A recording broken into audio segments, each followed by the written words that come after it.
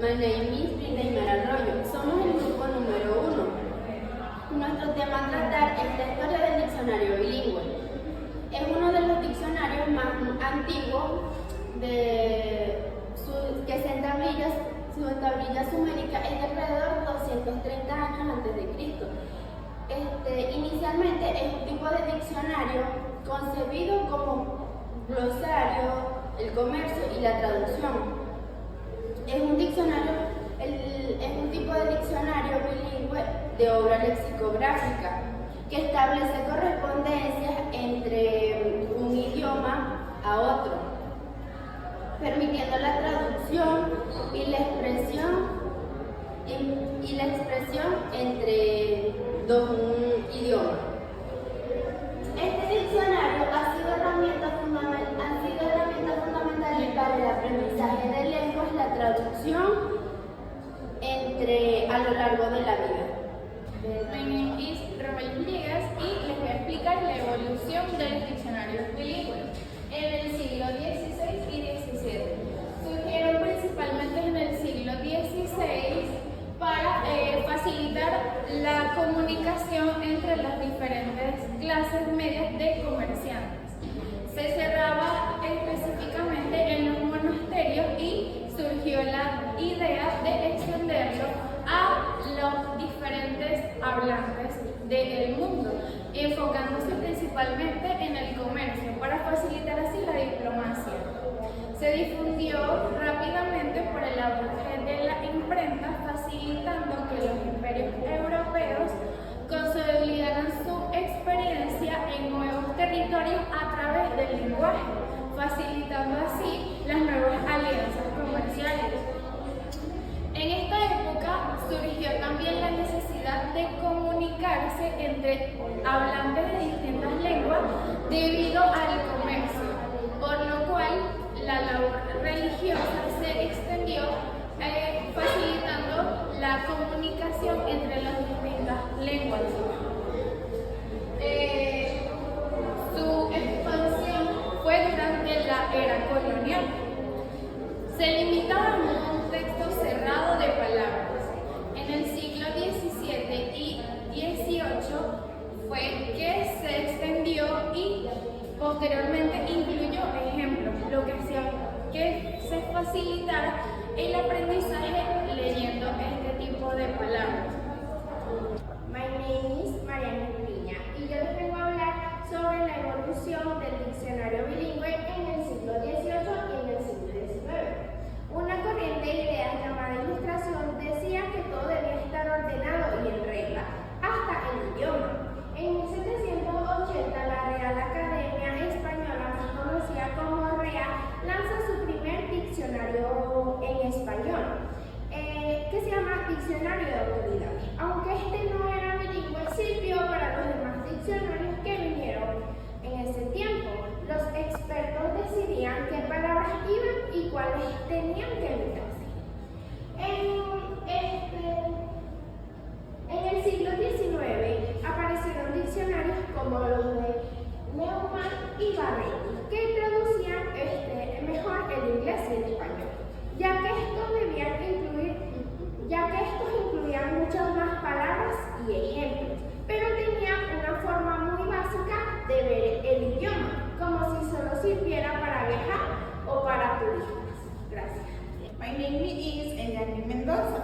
Le vengo a exponer sobre el siglo XX de la evolución del diccionario bilingüe. En el siglo XX trajo consigo una auténtica revolución en el mundo bilingüe con un lado de lingüística moderna, especialmente con Fernand de Saussure y después en el enfoque del normativo a descriptivo según la lingüística moderna. En el año 90 fue la llegada del Internet. Al pasar de los años también fue la llegada de la inteligencia artificial, que con eso se ha utilizado como traductor. My name is Javier Cordero. Vamos a profundizar un poco lo que es las ediciones importantes. debemos mencionar aquellas que marcaron un antes y un después, como lo fue la primera edición de 1780 creada por Henry Newman. Esta fue la primera edición del Diccionario de la Real Academia Española. Fue sumamente importante y además de eso sirvió como referencia para aquellas personas que utilizaban diccionarios bilingües e involucraban el español. La otra edición muy importante fue la de 1971, porque esta fue innovadora ya que incorporó el español de América con el español de España. Y es importante resaltar la última versión, que fue la del hábito digital. Esta fue lanzada en 1999 y esta, además de ser muy importante, democratizó el acceso gratuito a esos diccionarios bilingües que se ven hasta la actualidad. My name is Milagros Alicia. Los cambios en el enfoque y el contenido de los diccionarios bilingües. El primer gran cambio fue pasar del normativo al descriptivo. Durante los siglos, los lexicógrafos decían que se debían decir las palabras correctas e incorrectas.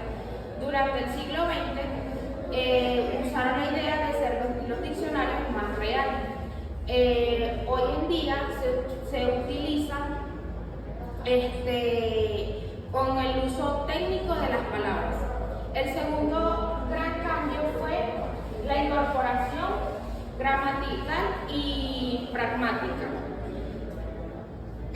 Y el tercer gran cambio fue el soporte tecnológico. Pasó de ser un formato en papel a ser un formato digital, donde se pueden encontrar con hipervínculos, pronunciaciones de notas y la traducción de la IA en contenido de texto. Pasó de ser un contenido cerrado a ser un contenido dinámico y colaborativo. My name is Sandra y a continuación les diré un texto en inglés.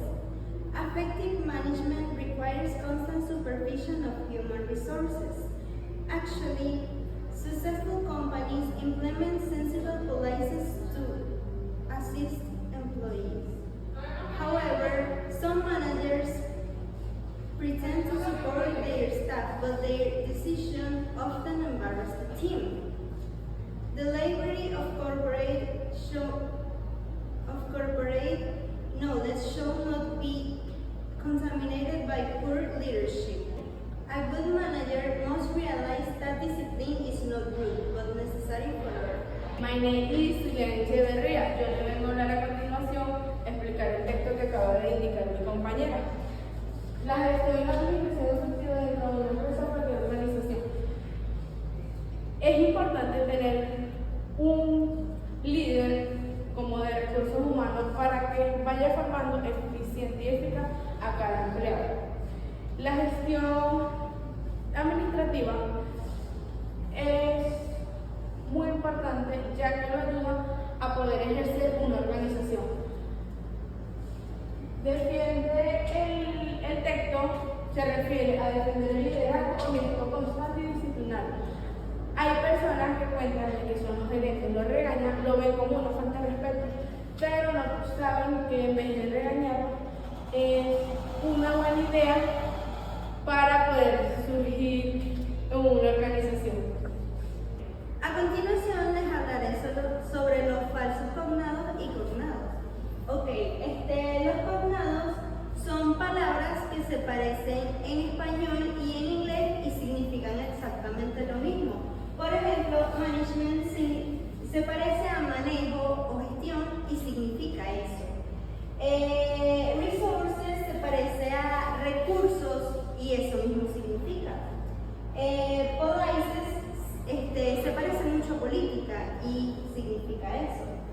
Ahora los falsos cognados son palabras que se parecen en español y en inglés, pero no significan lo mismo. Por ejemplo, está actually, que suena como actualmente, pero significa en realidad. Está también assist, que parece asistir a un lugar, pero significa ayudar. Y está también rude, que parece